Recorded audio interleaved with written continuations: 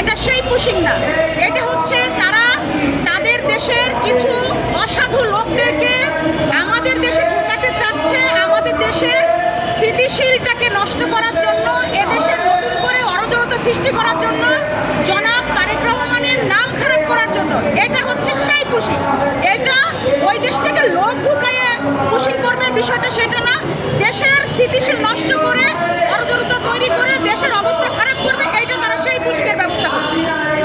আপনি কি চান যে পুশিং করুক, কিন্তু নাম বলেন না? যারা ও দেশে গিয়েছে তাদেরকে দেশে ঢুকিয়ে দিয়ে পুশিং করুক, কিন্তু ওই তাদের দেশের নাগরিক আমাদের দেশে ঢুকিয়ে দিয়ে এইটা তারা করতে পারবে না। আমাদের বর্ডার গার্ড সেটা করতে দিবে না। কারণ আপনারা দেখেছেন আমাদের বর্ডার গার্ড যে ভাইরা যেভাবে শক্ত হাতে প্রতিরোধ করেছে, আমরা আমার ভাইদের সঙ্গে আছি।